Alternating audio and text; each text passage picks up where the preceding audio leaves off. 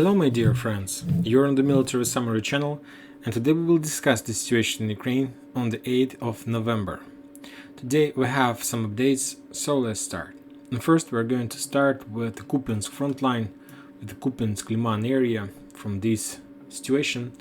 These days we receive a lot of updates from this area. If we're talking about the Kupyansk front line itself, these days the Ukrainians were trying to attack the Russians in the area of Kuzyomovka, Yagodnaya, at the same places where they did this before, and as a result of these clashes the Ukrainians lost around 70 soldiers and something around 5 armored vehicles. Also, there is a very interesting icon on the west side from Kupyansk, this Kupyansk and this small icon like soldier. And the Russians reported that during the previous 24 hours they attacked this area with the missiles, and as a result of those attacks around 90 soldiers, Polish soldiers, were killed during those attacks. So as you can see, if we're talking about Kupyansk front line, the Ukrainians have a lot of losses. If we're talking about Liman, about this area, the Ministry of Defense of Russian Federation reported, I believe maybe third or fifth time in a row, that the Russians are in counter-offensive state here. They're pushing the Ukrainians, forcing them to step back, and the Russians reported that the Russian counter-offensive operation was pretty successful. As a result of those clashes of this offensive operation, the Ukrainians lost around 60 soldiers and something around 5 armored vehicles. If we are talking about Donetsk, about Bakhmut area, about this area, during the previous 24 hours, the Ukrainians were trying to attack in direction of Sporne, in direction of Yakovlevka, but all those attempts were repulsed, and the Ukrainians lost around 50 soldiers and something around 5 armored vehicles. Furthermore, in the vicinity of Yakovlevka, the Ukrainians lost their helicopter Mi-8. If we're talking about Bakhmut, there are no changes on the front line, just the heavy clashes along the front line, and for now there are no more updates. If we're talking about Donetsk itself, as you can see, city is under very heavy fire. The Ukrainians continue shelling this area. If we're talking about the front lines around the city, like Piesky, like Marinka, there are no changes in this area. According to the information we got from the Ministry of Defense of Russian Federation, the Ukrainians were trying to attack in direction of Nikolskoye, but that attack was repulsed, and the Ukrainians lost around 30 soldiers and something around 4 armored vehicles. If we are talking about Zaporozhye and Kherson, there are no changes in this area. The front lines are stable, just the regular artillery duels. Now let's talk a little bit more about the situation near Donetsk. If we take a look at deployment map, we're gonna see two important differences on this area. First of all, the Ukrainians moved a lot of forces in direction of Marinka. I believe that if we're talking about this front line, Marinka is the weakest point from Ukrainian side. If you take a look at this map, you're gonna see that the Ukrainians deployed their 46th Air Mobile Brigade.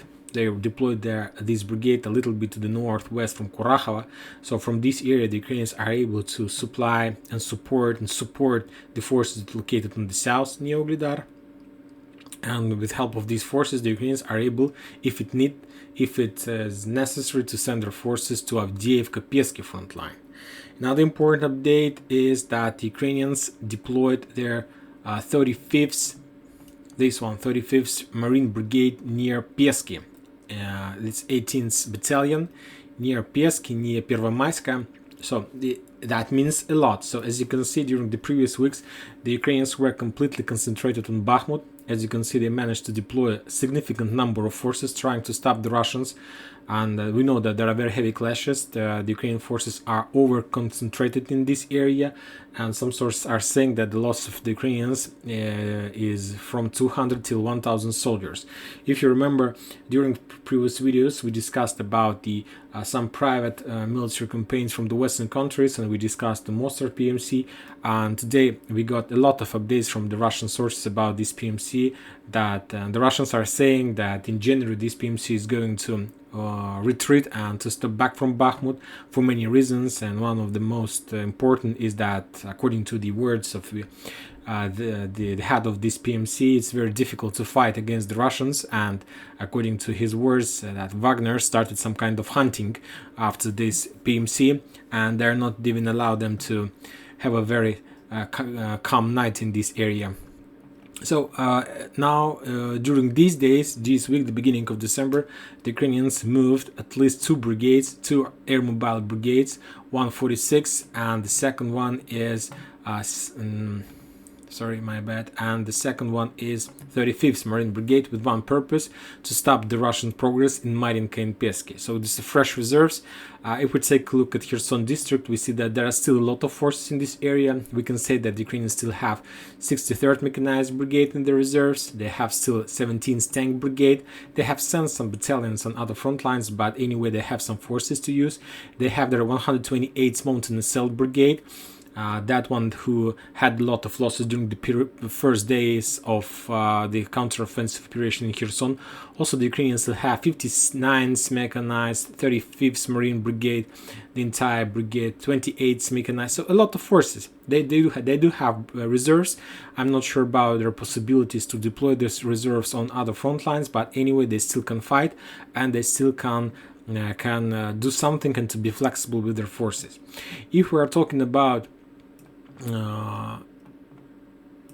the Kupyansk and Liman front line, about this area, these days we got a lot of reports and a lot of updates from the Ukrainian authorities, from the Russian military experts, that the upcoming days, even in December, the Russians will make another attempt to start their own counteroffensive operation in this area, with one purpose: to get Oskol River.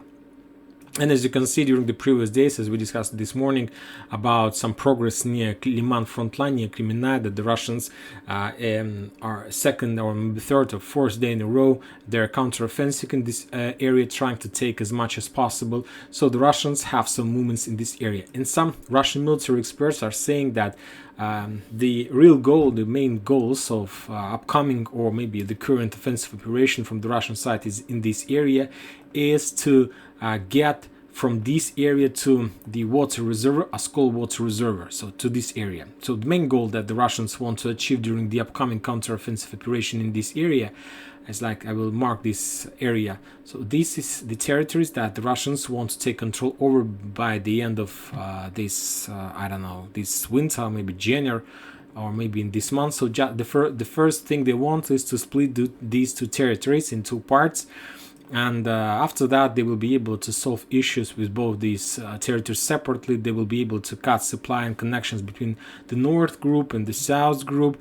And this is the plans according to the Ukrainian authorities that they're supposed the Russians are planning to do. And some Russian military experts are saying about the same thing. But I believe that the Russians are planning to do a little bit different situation.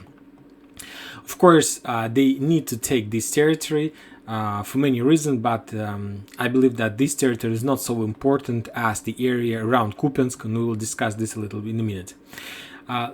To understand the real plans and goals of the Russians on the north in Kupyansk-Liman area, first of all, we need to discuss one more time situation around Yakovlevka. According to the latest update, we have the Russians established control over Yakovlevka, or at least they forced the Ukrainians to leave this area, and now they're doing some kind of clearing operation. Before that, the Russians reported about establishing control over Bilogorovka and Berestova. So we can say that these territories is under Russian control. During my previous videos, I told you that as the next step, the Russians may try to attack in direction of Razdolovka. But I analyzed this map one more time, trying to understand the better solution for the Russians, and I've completely changed my mind. Of course, the thing that the Russians need to do is to establish control over Vysyola, this one. And of course, they will try to do this during the next weeks, next months. After that, as soon as the Russians get control of Vysyola, they will be able to get a little bit to the west, but not so close to Razdolovka. I believe that the Russians will they will stop somewhere on the line of these rivers. So they will stop somewhere here, and from these positions, they will try to pin down the Ukrainians and try to cut supply and support, and to cut, let's say, the Siversk group with Bakhmut Solidar group. From the other side, the Russians from Yakovlevka will be able to move a little bit along these forests, along these brushes in direction of Solidar, and from this area they will be able to pin down and to attack the Ukrainians in their flanks. And that's it about this operation. I'm not sure that the Russians are able to develop something more on this front line for one reason, because there are no fields, there are no roads, there are no normal roads in this area, just the fields, lots of water and a lot of mud in this area. So it's highly unlikely that the Russians will try to develop offensive operation in direction of Razdolovka, because of the fact that anyway it will become very difficult to supply and support this town. And the same situation about Solidar. They can get as close as possible, and using infantry, using tanks, they will be able to attack this area in their flanks. Meanwhile, the main forces will continue developing their offensive operation from the southeast part in direction of northwest part. So this is the main area of attack anyway, and this operation is going to be just some kind of support operation. But this bridgehead is very important, and the main importance of this bridgehead is as soon as the Russians take control over Yakovlevka, Belogorovka, Berestovaya, this small village, as we marked Veselaya, then the Russians will be able to start their movements along the railroad rockade to the north. They will be able to move, and vehicles will be able to pass this area, tanks will be able to pass this area, infantry will be able to move, and the main direction is to take control over Vyimka. Vyimka is a very important area from the Ukrainian side. This, let's say, the back fortification, and this is like the area that Ivano-Darievka and Sporne stands on. If the Russians are able to take Vyimka, Ivano-Darievka and Sporne will fall automatically. So, and from now on, the Russians are able to, by moving along the railroad rockade, to get this town. And during the previous months, the Russians were trying to take control or to cut Ivano-Darievka and Vyimka by attacking Verkhnekamensk. As you remember, there were very heavy clashes in this town, and the main goal of the Russians was to cut this road. And this is the only road that connects, normal road that connects, let's say, Siversk with Ivano-Darievka, and further with Sporne. But the Russians couldn't get control over this area. But now they can, let's say, to attack the Ukrainians in their back, and to start attacking the Ukrainians in Ivano-Darievka from their back. And of course, it is highly unlikely that the Ukrainians will be able to hold this area, and they will be forced to step back on direction of Verkhnekamensk, Novoselovka, Siversk on this line. So as we can see, like the main direction of the Russian attack in this area is in direction of Siversk, by moving along the railroad rockade. So by moving to the north. And the most important town is Vyimka. This operation around Solidar, on the north of Solidar and on the east from this railroad rockade, is just to pin down the Ukrainians, to cut supply and support roads. So this area from the south. From the other side, if we take a look at the Russian sources map, it says that the Russians have another progress, another advances in the area on Liman front line. So we see that the Russians moves in direction Tarskoye Zarechne. If we are talking about this area, as I understand, the most important town, the most important area is the line between Zarechne and Yampol. So this area is the most important part that the Russians need to take control over. And the Russians moves in this direction. And if the Russians get control over this line, and if the Russians are able to establish, let's say, some kind of bridges along this river to cross these rivers with some kind of armored vehicles and tanks, and to get a lot of force in the direction of Yampol, then the Russians will be able to start some kind of pressure or shocking of the Ukrainians that located on the north of Zakitne, Platonovka and Dronovka, in this area.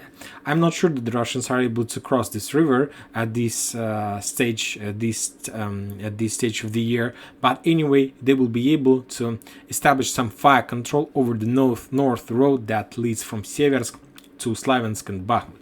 So as you can see, this is the picture. This is the picture that the Russians can try to achieve as a result of clashes around Yakovlevka and Belogorovka. The entire Charlie group has fallen, and now the Russians have like a big window to attack Siversk from the south and to attack Siversk from the north. So this will be some kind of attack operation to encircle Siversk. And I believe that these days the Russians are doing this, and they started their offensive operation in Liman just to follow the timings, because they need to start this operation right now, because at the time the Russians will take control over Vyimka, they need to be somewhere near Yampol and to start clashes around Yampol.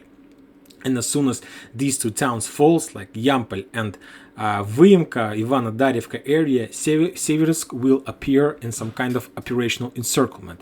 The forces in Siversk will still have some roads to move, like through Svyatopokrovsk, but this area will be under fire control from Vyimka. And so it will be some kind of operational encirclement, and at this very moment the Russians will start or will increase the pressure in direction of Verkhnykamensk. At the same situation, the Russians will start the pressure in direction of Belogorovka, and from this area in direction of Serebryanka. So this is the operation that the Russians, according to my understanding, plans to do in this area. As you can see, this is completely two different plans. According to my understanding, the Russians are planning to move in direction of Zarechna, Yampol, to encircle Siversk, but most of the Ukrainian military authorities and Russian experts says that the Russians want to split this area in two parts. I'm not saying that this is not a very good plan. This is a very good plan, but anyway, even if the Russians want to do something like this, I believe that in this case the Russians need first to take control not even over this area, but to attack in direction of Kupyansk. And the thing is that the next year, as we understand from the reports of different military experts, authorities, and so on, the Russians are planning to continue their offensive operation, this special operation, the next year. So that means that they need to restore the supply and support of Severodonetsk, Lysychansk, Svatovo area. So they need to restore their normal support, not with the trucks, not with the vehicles. They need to restore railroad support, because years are going, like it will be the second year the Russians are working there. They're restoring electricity, water support, they're building bridges these days, so they're restoring the infrastructure.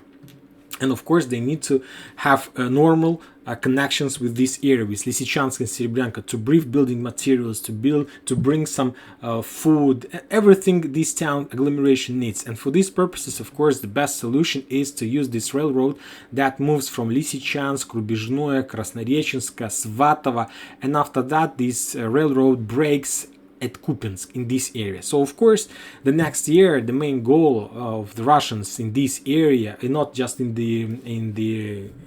a target for the end of the year, they need to restore this connection.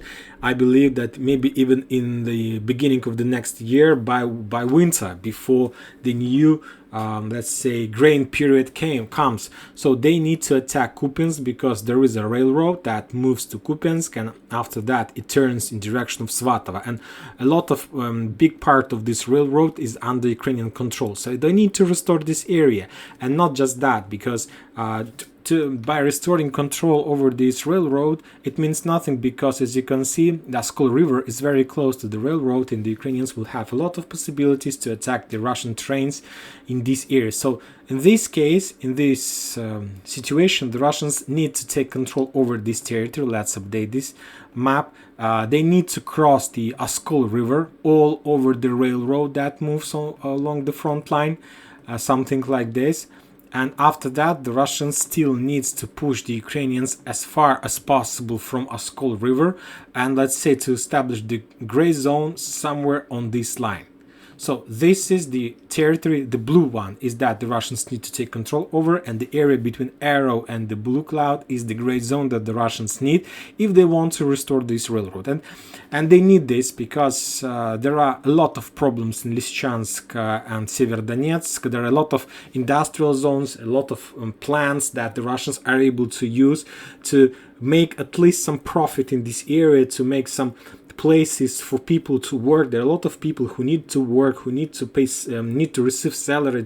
They need to have schools, kindergartens, and so on. So they need to restore a normal life. And the only one way to restore the normal life is to restore the economy part of this area. And to restore the economy part of this area, they need to restore the railroad. In this case, the Russians will be able to take this territory from the balance of the Russian budget, because from that very moment, this territory will be able to pay for itself. There are a lot of coal, there are a lot of industry areas, and believe me, they will be able to earn their own money. And this is very important for the Russians, because this special operation, like the one first page of the special operation turns, and we are in the second year of this special operation. Everybody pays a lot of money, and of course we understand that if you want to win, first you want to fix your economy and to have money to continue supplying this special operation. So anyway, the Russians will try to solve all their economic questions on this territory, and if they need to restore the access to this road, they will do this. And I believe that this is exactly what they're doing right now. Furthermore, this operation near Siversk is also, we can say, a part of this economy restore operation, because if you take a look at this map, you see that there is these railroads from one side moves to Svatovo, but from the other side this railroad moves to the south to Liman area, and there is another turn to Yampol, Liman, and from Liman this area moves to Siversk, and from Siversk it moves to Bakhmut, and from Bakhmut it moves to Gorlovka, and from Gorlovka it moves to Donetsk. So anyway, if the Russians take control over Siversk, that means that they will receive access to the railroad. So that means that they need to restore access to the entire line from Russian Federation to the Donetsk, and it's like the obvious situation from economic perspective, and they will be able to restart or restore some kind of life on these territories, and they will do this anyway. And that's it for today. Military Summary channel reminds you, condemn any violence in Ukraine. Thank you for your watching. Subscribe to my channel, put your likes, join my Patreon, and have a good day. Bye bye.